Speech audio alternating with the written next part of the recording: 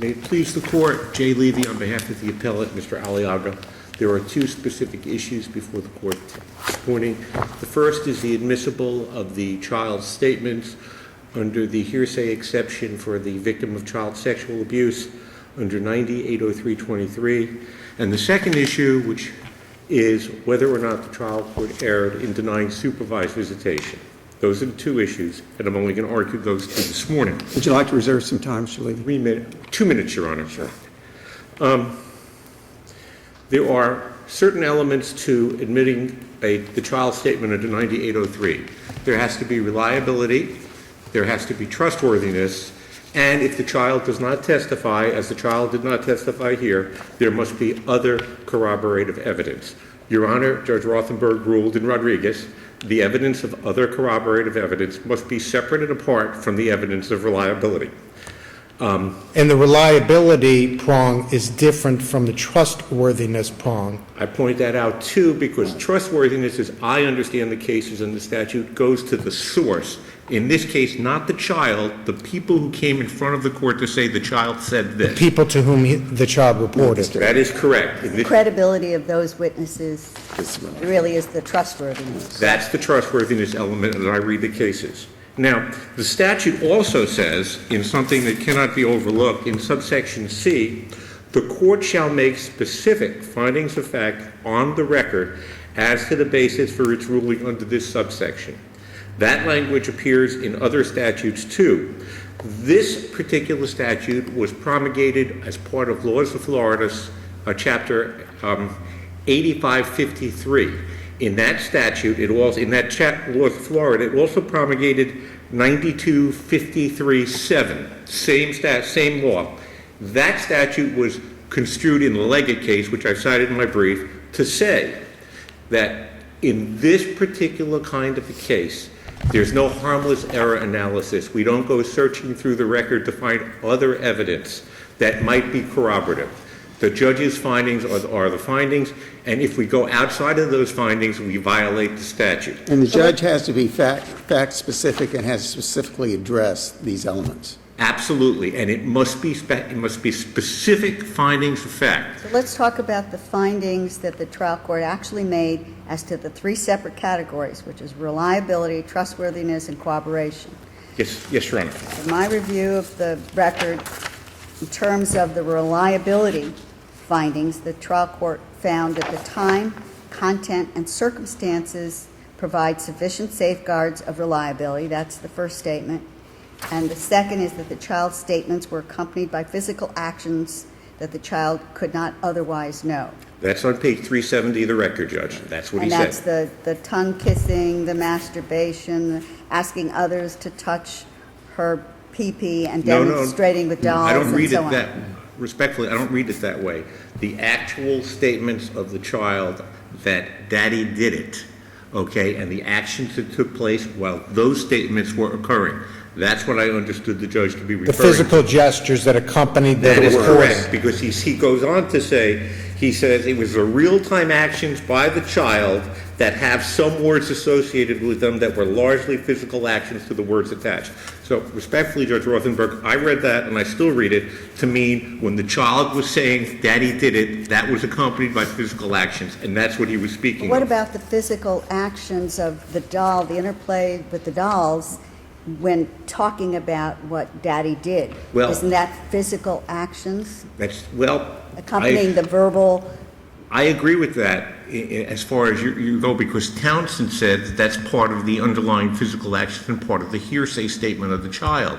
But I don't really challenge the reliability aspect.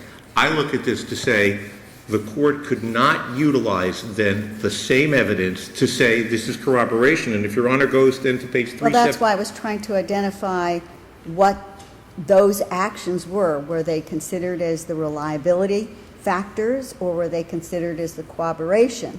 The statements were made being corroborated by the physical gestures. He did it both. Same stuff, both ways. Okay, so as to reliability, then you would agree that it is the statements of the child accompanied by some of the physical gesturing by the child, which could be the use of the dolls, touching herself, those kinds of things. The contemporaneous physical actions, yes. So that goes to reliability. That's reliability. But on the Trustworthiness. next page, the judge relies on the same actions as the corroborative evidence. And Townsend says you cannot do that. And Judge Rothenberg, you held in Rodriguez, you cannot do that. Well, I It want to has- look, that's why I was trying to separate them, because it appears that there are separate things, to me at least, that the trial court relied on for corroboration that was not relied upon for either trustworthiness or I don't see that. reliability.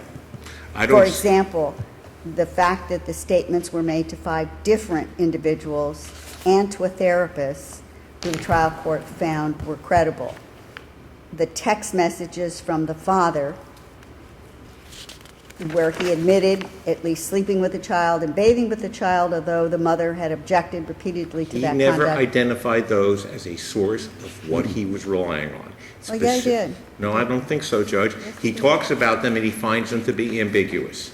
He rejects the Skype communication. Well, no, if you look on page 3, from 376 to 377 of the transcript, when the trial court is going through all that, and he specifically says on 377, and added to that the corroboration of the opinion of the Christie House educator, therapist, intern, and the content of the text messages, the court grants a permanent injunction. So that sounds to me, I mean, trial court is specifically talking about corroboration in that paragraph, in that sentence. Well, that leads to the second one. My understanding is he made his findings at 371 to 373. He used the exact same evidence you cannot do. But that leads to another very interesting question. And that question here is the one that's puzzled me more than anything else. He finds all of the witnesses credible. He finds my client credible. He finds Dr. Furby credible. He says everybody's credible.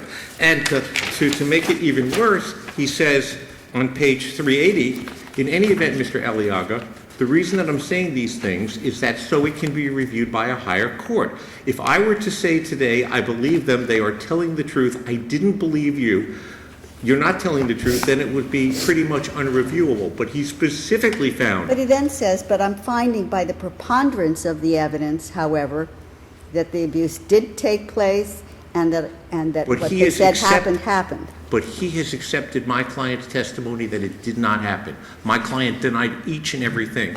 This is different from those cases such as Rayner, where the guy comes in and says, yeah, I might have played with her, and yeah, maybe I touched her privates, or the other case where he says, maybe I'm sleeping with these Yeah, he didn't make any boxers admissions. He didn't make any admissions other than the fact that he did shower with the child. He never admitted and slept that. with the child. He never, no, let's be clear, Your Honor, he never admitted that he showered with the child.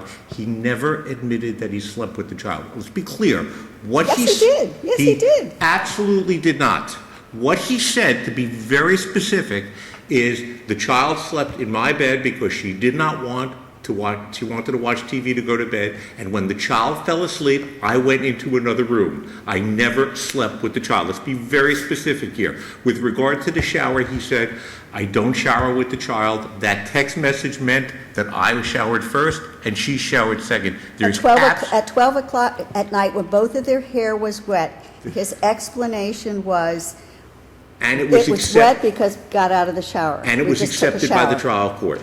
Judge, the trial court found that acceptable. A 3-year-old at 12 o'clock at night, both their hair is We're wet, not and they here both to just got out of the shower. We are not But here to... beyond that, this evidence, at best, even if it is consistent... Opportunity evidence. Is opportunity evidence, not evidence that corroborates the existence of the sexual offense. Correct, and I draw that in my brief. The case I cannot pronounce, I think it's Galecchiani from the 4th District, talks about that specific point.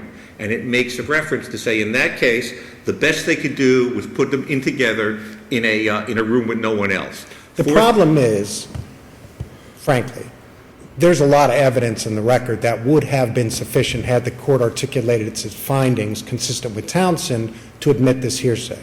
But we're not permitted to comb the record to see if there's competent substantial. It's required of the court, and with good reason it's required of the trial court, because these are intensely credibility-based, fact-based inquiries, and the trial court is the one in the best position to determine the reliability. I saw nowhere, did Dr. Samek testify in this case? Yes. I saw nowhere where he even mentioned Dr. Samek's testimony or relied upon Dr. Samek's He did testimony not. in his findings. He did not, and Dr. Samek did not evaluate the child either. He was there to do what he's not supposed to do, to comment on the credibility of the other witnesses, which Townsend says he cannot do. It appears from my reading, and I've gone through the court's findings as well, that the court tends to conflate the issues of trustworthiness and reliability into a single unit, and then uses that same evidence to support both those findings as well as the corroboration. And that's problematic under Townsend. And while it may seem like nitpicking, the Supreme Court's made it pretty clear the sort of specific factual findings that they require of the court. Whether it be Leggett, whether it be Filer, whether it be Townsend, there's a plethora of cases on that. What category would you place the trial court's finding that the statements were made to 3 different individuals and to a therapist who concluded that there was abuse? Well, Do you think that goes, the trial court was reliability. considering that as to reliability? Yes, Your Honor, that was reliability findings. And, Why does it come out in the context of the trial court saying, added to that, the corroboration of the opinion of the Christie House educator, therapist, intern, and the content of the text message? Why would the trial court place that in the category of corroboration if you contend he was considering it for reliability purposes? Well, I read the trial court's finding to be, It's on page 377. no, I'm on 372 and 371. The other element is whether there is corroborative evidence of the abuse or offense, and in this particular case, there is a lot of corroborative evidence. The statements were made being corroborated by physical gestures. The statements were made to 3 different individuals in the child's family and to a therapist. That's on 372. That's the same finding he makes on 370 concerning reliability. Okay, reliability and trustworthiness. And And the fact that the statements are made to more than one individual can't be used as corroboration. The statements themselves can't be used. The statements cannot be used as corroboration. And if you look at Townsend talks about the playing with dolls and says that's just a statement too. The gestures of the child are just statements. The only 2 items he said I'm relying on, the statements of the child and the gestures, are all hearsay. They can't be relied on under Townsend. So this judgment in its present form cannot stand. And So what would the remedy be? Send it back for a new hearing? Oh, no, I think this gets reversed, and that's it. They had their shot, and that was the end of it. The judge made his findings, and to be honest with you, with no disrespect to the trial court, this was the cries of an anguished trial judge. He told us that he agonized over this all weekend as to what's to be done, and in essence, he passed it to you all. He said, I'm being very clear about what I'm doing. Everybody's telling the truth, okay? And so this is how I'm going to find, but I want to be very transparent so the appeals court can understand what I've done. To me, with no disrespect to the judge below, who obviously labored long and hard in this and many other cases, is passing the buck to you all. Thank you, Mr. Levy. Judge, may I have 1 more minute? You may have 1 more minute. Okay. You're down to 15 seconds for your rebuttal. Well, at least we're consistent with how we do things for me, Judge. And congratulations. Thank you. On this, assuming that Your Honors don't agree with me on the first point, I do want to talk about the supervised visitation. To me, when the judge says in the record that, so I am not ordering supervised visitation. That is part of a potential sexual offender program, which I'm going to refer Mr. Aliaga to. If Mr. Aliaga has performed those acts, is denying it, and does not intend to admit it, then I'm not going to give you supervised visitation. I don't see the harm in him seeing his child at the courthouse with a supervisor. Or by Skype. Or by staff, or the Skype communications that the wife indicated she had no objections to. In essence, after finding this was a very close case, that he agonized it, and yeah, I'm going to find preponderance of the evidence, he said, but now if you don't admit it, I'm not giving you supervised visitation. There's a lot of things right with our court system. There's a lot of things wrong. That's not right. Thank you, Mr. Thank you, Your Levy. Honor. Counsel. Good morning. May it please the Court, Nancy Haas on behalf of the Appellee, Jessica Aliaga, and the minor child. And congratulations as well, Your Honor. This was a very difficult case. As family law practitioners, we don't have crystal balls, and this is certainly one area where they would come in very handy. The problem that we have in this case is that what the appellant is suggesting is that with victims of child sexual abuse, if you don't have physical damage to the child or injury, and you don't have a defendant who makes an admission, then what is the corroborating evidence that you have? And the only corroborating evidence that you normally have are the statements of the child, the victim's admissions to third parties, as well as the physical acts of the child, all of which were satisfied in this case. How about expert opinions? You had, The behavior of the child is consistent with someone who's been sexually abused. that is correct. Where And did the trial court, there's evidence of that. You are correct. And your brief illuminates all of the evidence that's in the record. The problem is, in a case like this, we don't get to comb the record for competent substantial. We're stuck with the trial court's findings. Where does the trial court say, I find there is corroborative evidence, the expert witness or the therapist at Christie House said that this is evidence that's, of the child that's consistent with abuse that's occurred? I would be remiss if I did not admit to you that there is a lack of specific findings in the order. However, the other issue that we have in these cases is that the trial judges are mandated to fill out form orders. And in this case, that's what the trial court did, feeling that that was the order that needed to be entered. However, I'm sorry, would you back up and tell me what you mean by that? You mean a written order? the order that exists in this case is a typed standard form order. Well, that's a permanent injunction order you're That's talking correct. about. Right. Exactly. But the court articulated, or at least attempted to, Yes. articulate its Townsend findings on the record. He did. But They were- it's a tortured reading to find that the court complied with the mandates of Townsend.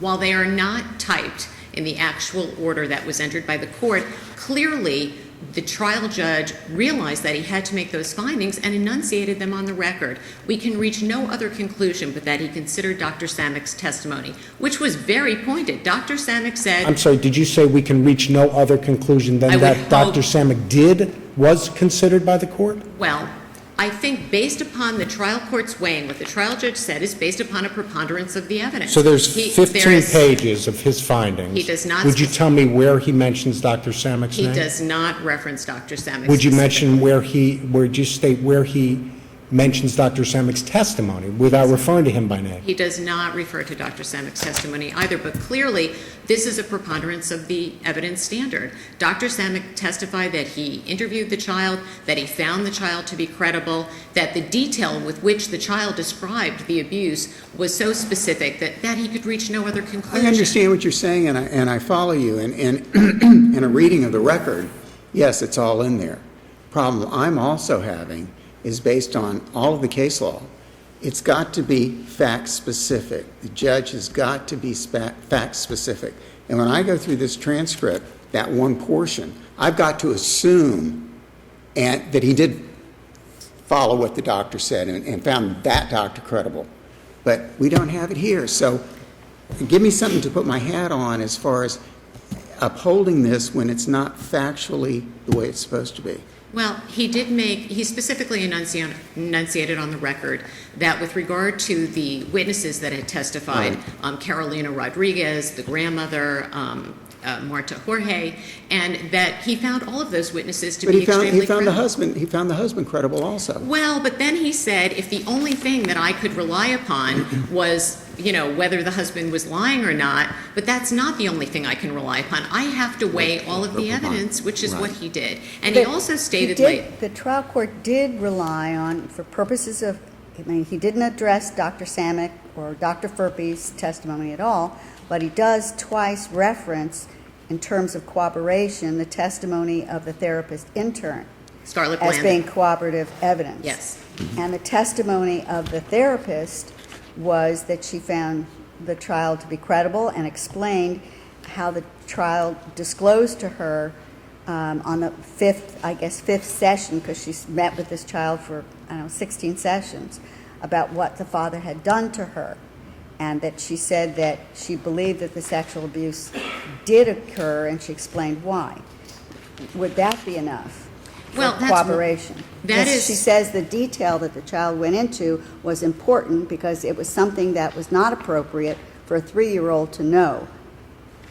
That's correct. Ms. Blandon met with the child over a period of 5 months, actually, on 17 different occasions. And she said that she found the child so credible because it was spontaneous. She established a relationship with the child, and the child, again, gave very specific details. In addition, as you previously noted, the child also picked up the dolls by herself and started to make sexual actions in terms of the doll's interaction. So that was one of the things the trial judge relied upon as well. The trial judge also relied upon the fact that there had been these text messages between the father and the mother, where the father basically said, "I'm sorry, I hope you can forgive me for what I've done." The mother said that the father had left after that and had said he had a family emergency. She confirmed that that wasn't the case. The father also, as you indicated, had consistently been showering with the child, and it's not surprising that the very first time that the child enunciated the sexual abuse was in the shower with her mother. And there were also 5 separate occasions when the grandmother observed the child masturbating. This wasn't the child going up to the grandmother and saying, "Oh, by the way, my father..." She actually observed the child engaging in these inappropriate sexual acts. And although the trial court didn't specifically enunciate that he had relied upon Dr. Samek's evaluation in this case, he certainly could have taken that into account. I mean, Dr. Samek very specifically said the father, when he reviewed the Skype, that the father's actions were indicative of someone who was trying to be a friend to the child and wasn't really acting in a parental manner, and he found that to be inappropriate. Don't you find it somewhat troubling that you're arguing that there is sufficient evidence to find the reliability and the trustworthiness and the corroboration, and that the court indeed made those findings, and yet when the court announces its decision, it says, "I am regretfully granting the petition for injunction"? Now, doesn't that seem a bit odd to you if the court was so confident in the credibility of the witnesses, the corroborating evidence that existed, and the trustworthiness of the source of the statements, that the court is virtually apologetic in its announcement that it is imposing an injunction under these circumstances? It seems somewhat troubling, the ambiguity in the court's order, which is why we need these specific findings articulated by the court rather than us combing through and parsing out phrases to try and cobble together a sufficient finding. Well, I certainly can't go into the mind of the trial judge. You don't find it troubling that the court would regretfully grant the permanent injunction, but you're arguing that the court made a clear finding of reliability, trustworthiness, and corroboration? I think that child sex abuse cases, as the court also enunciated, are some of the most difficult cases, because when you are relying upon corroborative statements, and when you have a child who is a victim who is not able to enunciate things in the same way as an adult, and when you don't have an admission by a defendant, it's always very troubling. And I think the trial court takes these things to heart. But based upon all of the evidence in this case, the trial judge could reach no other conclusion but that the sexual abuse had occurred. So while... Does the court actually say what the corroboration is? The court does mouth the words and added to that the corroboration of the opinion of the Christie House educator, but doesn't actually say what portions of that 20 or 25 pages of the Christie House therapist it's relying upon. It just follows the boilerplate language. I find corroborating evidence in these 3 witnesses and the Christie House therapist. Again, the order and the enunciation might not have the detail that we wish it had, but certainly the judge references the therapist from Christie House. The judge absolutely references the witnesses who testified, Carolina Rodriguez, as well as the grandmother, that he found that they had no reason to lie, that there had been no coaching in this case. And again, based upon the preponderance and the totality of the evidence in this case, after careful weighing by the trial court, and he said, I put these witnesses across from me. I didn't even have them in the witness box because I wanted to see their body language, because I felt that this decision is so important because it affects it affects lives, and critical in this case is a child's life. And again, the problem in these cases is that if you don't have actual physical injury to a child and you don't have a defendant making an admission, then you have to weigh everything else in this case. And I think based upon the testimony and the evidence that was presented to the trial court, that the trial court correctly found that the entry of a permanent injunction was proper in this case. And in that way, the trial judge also said, look, if he goes to the batterers program and if he admits the things that he's done and if he actually is willing to do that, then perhaps I'm reserving jurisdiction to provide supervised But doesn't that time. put the father in a very precarious position? If he goes to a therapist and admits that he's committed the conduct, he's going to get charged criminally and go to prison. So why would he ever admit? I mean, I think it puts the father in a ridiculous position. Perhaps, it would not have been an abuse of discretion to not allow supervised visitation, but what about the Skype communications? Well, and also in terms of the supervision, he doesn't have to admit, but he could go to therapy and participate in therapy and show the trial court perhaps But you know that he was practically that if you don't admit to the conduct, you're kicked out of these programs because they say you can't ever be rehabilitated or benefit from the sessions unless you admit to the wrong. Well, and in terms of the Skype communication, the mother did indicate that there was an instance when the father was, or more than one instance, when she found the father interrogating the child about the divorce proceedings and also whether mom was interfering. And in addition, the father saw the mother, I guess, in the background of the Skype communication and made an inappropriate expletive comment in front of the child. That could have been corrected and monitored by the trial court. It would have been very easy for the trial court to say, I'm going to allow you to continue to Skype because they are recorded, and if there's any inappropriate communications with this child, you cannot do this, you cannot do that, you cannot do the other thing, and if I find there's any inappropriate communication, then I'll cut off the Skype. Except But I think the it could have been easily controlled by the trial court. Yes and no, because the problem with the Skype communication is that it's taking place in the mother's home. The mother is the one who's monitoring the interaction between No, but the it's child. also recorded. So any No time the question. mother thought that there was something inappropriate, she could have brought it back to the court to say, I want you to modify the Skype communication because he's not complying with the trial court's order. But I think it's also important that the trial court noted that it didn't know what the effect of that would be on the child. If this child was indeed a victim of child sexual abuse at the hands of the father, then there could be further detriment to the child by allowing that. So perhaps until the child there was ongoing therapy or some other indication that it was appropriate, and I think that's what the trial judge was saying, was at this point, based upon the evidence that he had heard, he didn't even feel that that was appropriate, because you did have a father who wasn't admitting it, although you had a father who had been contentious with the mother, as you noted, about showering with the child, had continued to do so, had clearly been sleeping with the child in the same bed, and was taking no responsibility for any of that either. So you disagree with appellant's characterization that his client denied ever sleeping in bed with the child, ever denied taking a shower in the same shower with the child at the same time? I do. I take issue with that. And what was the evidence that contradicted? There were text messages that came into evidence, and they were actually screenshots. It wasn't a transcript, as the appellant inappropriately indicated.